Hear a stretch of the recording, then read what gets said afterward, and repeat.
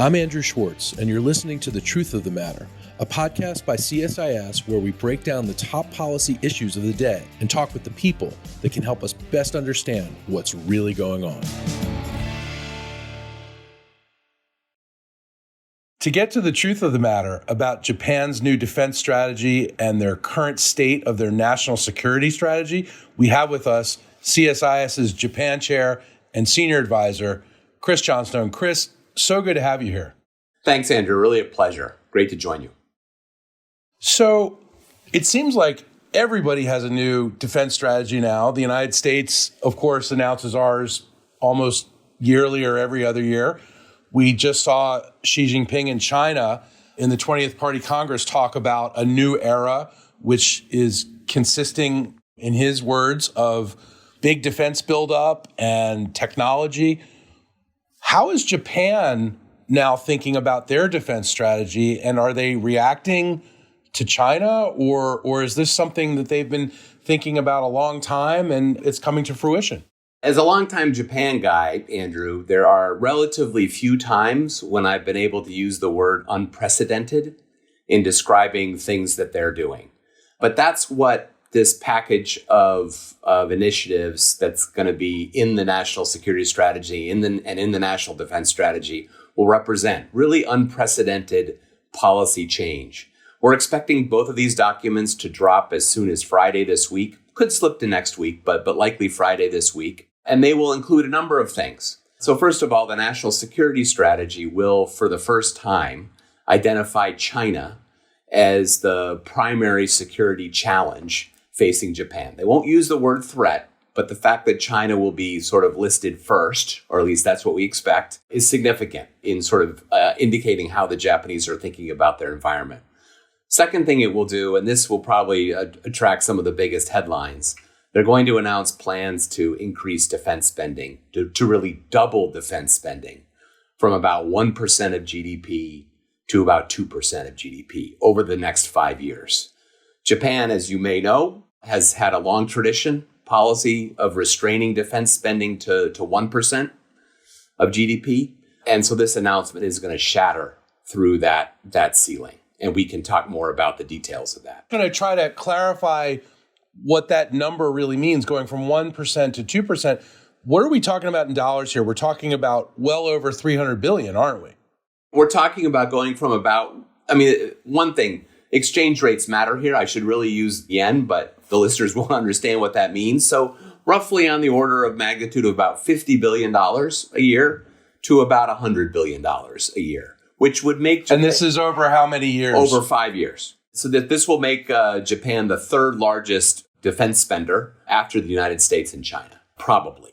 That's really incredible. Really remarkable, right? Now, there will be a little bit of budget gimmickry that goes with this. What I expect is that the core defense budget is going to increase by about 60%, core defense budget. And then they'll do some other things that get you to the 2% framework. They're going to increase spending on the Coast Guard, for example, which is important for their maritime security. They're going to increase funding for civilian R&D with national security implications.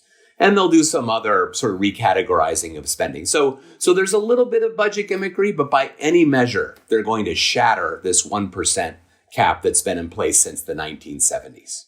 So it's quite a lot of money. And why is this happening?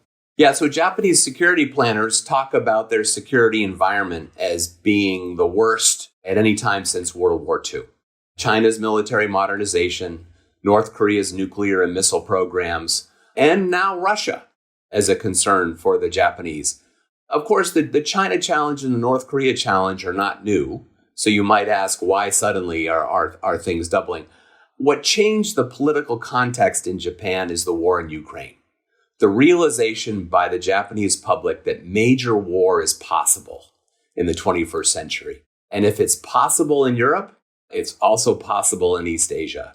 And so what you saw in the public opinion polls was really a quite dramatic shift in support for increased defense spending and for some of the specific capabilities that we'll talk about. So the war was a catalyst on top of the other concerns that have been there for some time. So what does this mean for the United States? Are we happy about this? Are we What does this mean for us? Yeah, well, let me say a little bit more about some of the specific capabilities they're going to acquire. The Japan has a lot of defense needs. And so they've identified a number of categories that they're going to focus on, including cyber and space, unmanned systems, integrated air and missile defense. But the most important and new capability that will be announced is what they call counter-strike capability. What this really boils down to are long-range, precision strike cruise missiles aimed at targeting military infrastructure inside an adversary's territory, so inside China, inside North Korea.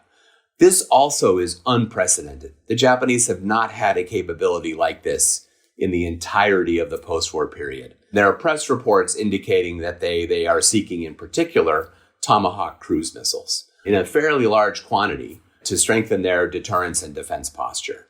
So this really signals the prospect of a much more capable, a much stronger Japan. Now, it will take time to implement all of this, and the devil will be in the details. But I think it's important to emphasize that this is a departure from the post-World War II practices and signals sort of new thinking in Japan about deterrence and what Japan needs to be able to do. So U.S.-built Tomahawk cruise missiles, they want to be part of their defense buildup. Are we going to sell that to them willingly? Are we able to sell that to them right now with what's going on in Ukraine?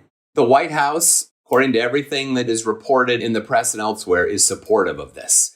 And in fact, there's been a dialogue, a quiet dialogue between the Japanese and the U.S. sides about this for several months. So I do anticipate that there will be support if, in fact, the Japanese formally make that request of us. You asked the question, how does the U.S. view all this? This is, I think, very strongly welcomed. A few years ago, I will say, there might have been more controversy about some of this, particularly the cruise missile component. There would have been voices worried about the regional reaction, voices worried about whether it was smart to support Japan in developing this capability. Those days are gone. Japan is truly seen as a critical ally, and there's a strong sense that we need capable allies as part of how we build deterrence in East Asia. So the 2% growth, of course, welcomed. It's overdue, I think, frankly, for Japan to increase spending in this way. And then the specific capabilities that they're talking about, definitely welcomed. Another thing that you can expect in the defense strategy is a focus on strengthening Japan's domestic defense industry. This is an industry that has been historically really not competitive internationally because of restrictions on exports and not a very well organized set of defense firms. I think you're going to see a significant focus on trying to make Japanese defense firms more competitive internationally and seeking opportunities for Japanese defense firms to collaborate with other international partners going forward. They just announced a new collaboration on a fighter aircraft, a next generation fighter aircraft with the UK and Italy. I think we can expect more of that. And that will also create opportunities for U.S. defense firms that are interested in partnering with Japan's. What kinds of things would we partner with them on? I can imagine partnering with them on uncrewed systems, so unmanned aerial and underwater vehicles. I can imagine partnering with them on certain kinds of space capabilities. And cyber is potentially an area as well, in addition to things like hypersonics. So a number of areas potentially where we could collaborate. So we can expect this to be a focus, strengthening Japan's defense industry as well. Does it mean we can spend less in the region, or does it mean we just need to sustain what we're doing? Well, I think it complements our own sort of shift in focusing on the Indo-Pacific. And if you think about what the administration is doing elsewhere in the region, helping the Australians with under the AUKUS project to develop nuclear propelled submarines and some other capabilities, supporting South Korea in the continued sort of development of its military modernization. This is very much consistent with a larger pattern of strengthening and enabling our allies and then bringing those allies closer together to the degree that we can. So I think it very much supports and complements what the U.S. and DoD are doing. And what does Korea think about this buildup? I mean, the United States, Korea, and Japan clearly are more on the same page than ever before. But this is a significant departure for Japan, significant buildup. Korea has to have some view of this. Yeah, so it's an important point, Andrew. Certainly the Korea factor is an important one. And I expect there have been behind the scenes a fair amount of private engagement, consulting, or at least sort of informing the South Koreans about Japan's plans. I think staying in close touch trilaterally as Japan begins to implement some of this will be very important. Fortunately, just as you said, these announcements take place in the context of relationships that are improving. So there's been, a lot of trilateral engagement over the last several months with President Yoon and his team. So that kind of creates the structure, if you will, for consultations on all this. But that will be an important relationship to manage as Japan moves forward. Chris, as someone who worked on the National Security Council in the current administration, how do you go about thinking about these relationships post-Ukraine? You mentioned that this is something in Japan, this is coming about because they see what's happening in Ukraine. So if you're on the National Security Council in the Biden administration, how does that change the way you think about the Pacific? From a military sense, it drove home, I think, a number of lessons. First, that you can't wait until a fight has begun to really prepare for it. For example, in the case of Japan, you're going to see a real focus on small things, right? Or the things that sound small: munition stockpiles, hardening of facilities, things like fuel supplies and storage. These things don't sound very sexy or important, but they're incredibly important to sustaining your resilience in the event of a conflict. And I think the Japanese have clearly learned that lesson and have drawn that conclusion, and something that we have as well. The other point I would make here is one of the things that was so striking about the response to the Russian invasion of Ukraine is how allies came together and how the response was global to what Russia had done. And so I think that speaks to and reinforces the importance of bringing our allies in Asia closer together: US, Japan, Australia, the Philippines, finding ways to knit them closer together, and also to strengthen ties between our alliances in Asia and our alliances in Europe.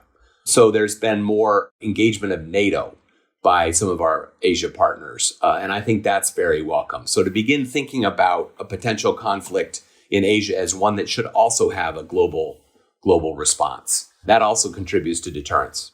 And Chris, maybe this isn't something you would tip your hat on because you're also a former intelligence official in the United States government. How does an intelligence officer think about this? Does it think about it differently than someone on the National Security Council, or is it a similar way of viewing it? I do think the Ukraine war also really underscores the importance of intelligence cooperation, right? Our ability to share the intelligence picture with NATO allies in advance, and the declassification effort that went on with some of that intelligence information was critical to getting all the allies on the same page when the war started, and also to combating the public narrative that Putin was seeking to put out. Yeah, I think we can't underscore that enough, right? Can't underscore that enough. So intelligence relationships are also important. So ensuring that we have the same threat picture about China's intentions in the Taiwan Strait, North Korea's activities, to enable us to respond quickly when the time comes. So I think one of the things, that has kind of plagued or at least constrained U.S.-Japan cooperation historically has been information security practices in Japan, right? I also expect, as part of the national security strategy and the defense strategy, particular focus on strengthening cybersecurity and information security in Japan. So that if Japan is able to follow through on that, that could enable also a deeper intelligence partnership, which, just as you said, Andrew, is critical to our overall ability to respond. And critical, when you're talking about cyber, critical to Japan in particular, because it is really one of the most internet-connected places on Earth, isn't it? Yes, that's right. And until now, their cyber community has been pretty diffuse, decentralized, not great systems for public-private information sharing. So I think you're going to see in these documents an effort to take on some of that. None of this changes overnight, but it does start with a recognition that there's a problem that has to be addressed. So I think we will see that. So what can the United States do to help Japan as they go through these transitions and this buildup? I think a couple of things. The first thing is we should just recognize what an opportunity this moment is. Of course, there are lots of ways that this buildup could result in, poor investment decisions, implementation that's spotty. Of course, that's a risk, but we should be all in recognizing what an opportunity this is. So I think helping the Japanese think through priorities. One of the challenges, as I said earlier, is that Japan's defense needs are so vast that one risk is that this peanut butter is about to be spread very thin, and in the end helps less than it should. So I think helping them think about priorities, and as I said, a near-term one, are little things, munition stockpiles, hardening, that kind of stuff. If they do that right away, that's an immediate down payment that strengthens Japan's posture on its own. So helping them think through priorities. A second area is this strike capability. The Japanese are going to need a lot of cooperation from us to make this capability effective. Helping them learn how to do targeting, the intelligence and surveillance and reconnaissance backbone, the battle damage assessment, the whole cycle that we use internally is one that they're going to have to learn. And so I expect a very deep dialogue going forward on implementing strike. And one opportunity this really presents for the United States and Japan is the prospect of a much more integrated alliance. If you think about it, any scenario in which Japan is considering using some of these things is almost certainly a scenario in which the U.S. is also taking military action, right? There's something bad happening with North Korea, something bad happening in the Taiwan Strait.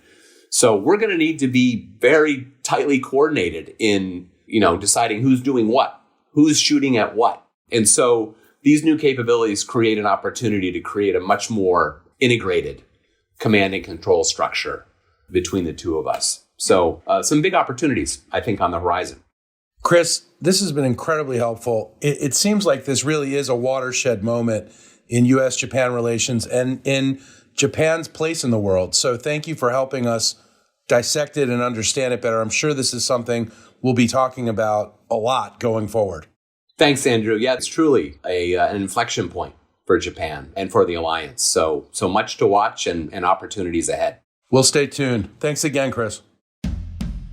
If you enjoyed this podcast, check out our larger suite of CSIS podcasts. From Into Africa, The Asia Chessboard, China Power, AIDS 2020, The Trade Guys, Smart Women, Smart Power, and more. You can listen to them all on major streaming platforms like iTunes and Spotify. Visit csis.org/podcasts to see our full catalog